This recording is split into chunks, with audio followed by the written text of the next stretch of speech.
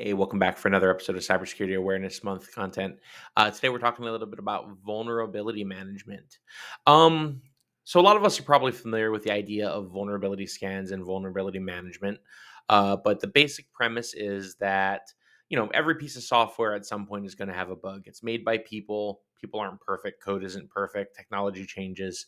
So over time, as we install stuff, if we don't keep up with patches, or even if we do keep up with patches, somebody is going to find a vulnerability or a weakness in the software. Um, Either a component of it will behave in a way that we weren't expecting, or somebody will use it in a way that we weren't expecting.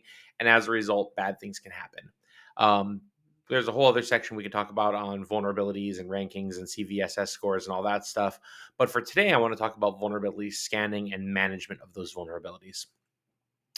A vulnerability scan is when we use a tool. I'm a big fan of Tenable, but there are many out there. And what it does is it basically does a review of an environment and looks for those vulnerabilities that are known to us.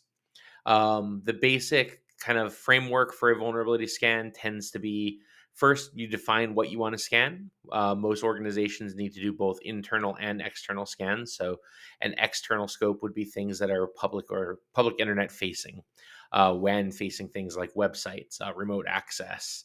Any type of cloud hosted service often is going to be external facing, things like that. Even the WAN interfaces on your firewalls, if you have them open, management interfaces, if you have that kind of stuff open, VPN endpoints, things like along those lines. So anything that the internet can connect to.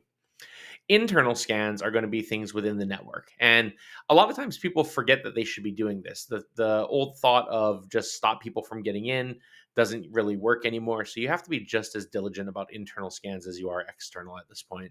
But an internal scan is going to look for all of the assets on your network that you want to scan and both will give you that feedback of what is, present from a vulnerability perspective. Are there missing updates? Are there weird configurations that you probably want to change? Are there old technologies still implemented, or the accepting of old encryption methods when connecting, and all that kind of stuff that you really just maybe don't want there or don't need there, or at the very least should be aware are there. Now, there's a big difference between vulnerability scanning and vulnerability management. Vulnerability scans are sort of the surface of the exercise. They're the easy part, frankly. We're a managed service provider, so this is kind of in the context of um, our purview. So, what we would do for the customer versus what you might do as an internal IT department, but it's the same gist, right? Running the scan isn't difficult or complicated. Don't let anyone trick you into believing it is. You identify what you want to scan, you click scan. There's some configurations in the tools you're using and some options you have to kind of deal with, but it's not the end of the world.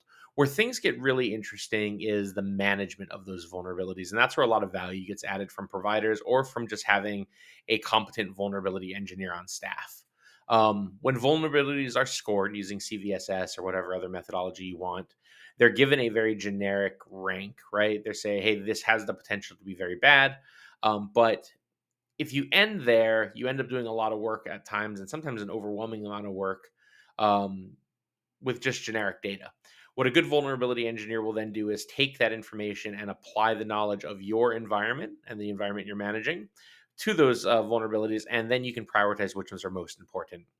Now, in an ideal world, we'd patch every vulnerability always, right? But the reality is, most organizations are they're not staffed for that. In really large organizations, it's just not plausible to get that much patching done because of downtime restrictions, maintenance windows, coordination between departments, and things like that. So you have to focus on what really matters. Um, and to do that, you need to prioritize it based on your business, right? So if you know there's a vulnerability that exists, but it doesn't actually impact you because in order to exploit that vulnerability, you need something that your environment just doesn't have. It may be less important to get to patch than some other stuff.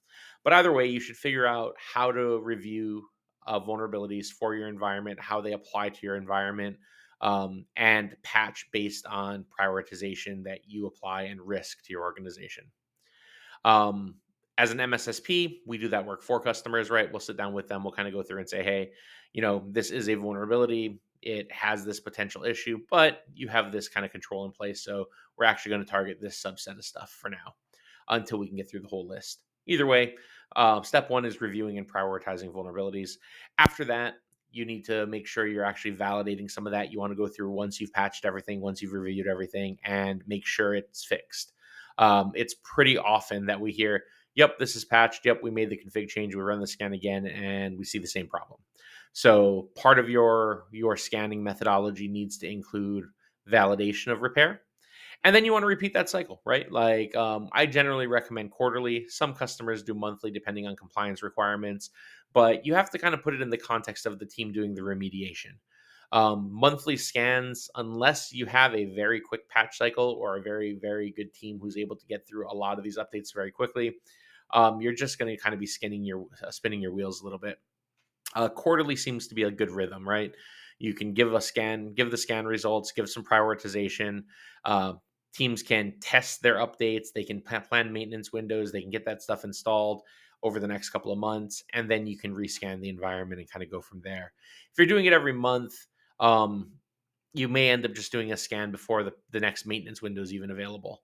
And your scan results are going to look like nothing was done when really you're just 2 days early or something like that. So if you are going to scan really frequently, so weekly, monthly, it's okay. Just make sure you understand the cadence of the actual patching and remediation steps.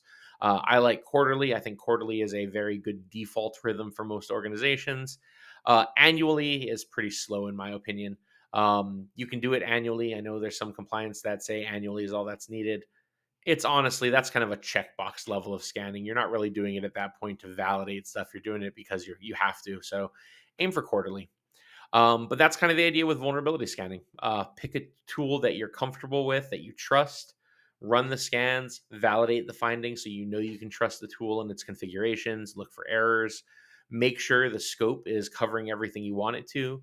If you think you're doing an external scan, but you only include one WAN address, you might have a problem there. Make sure you're scanning all segments of your network when possible, and break it up. That way you can get good, clean results and pass that information on to the different respective remediation teams. And don't forget to apply your knowledge of your network to assess risk, right?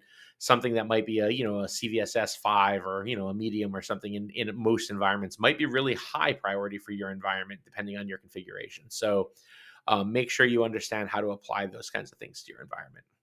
All right. Happy Cybersecurity Awareness Month. And that's Vuln Scanning. Have a great day.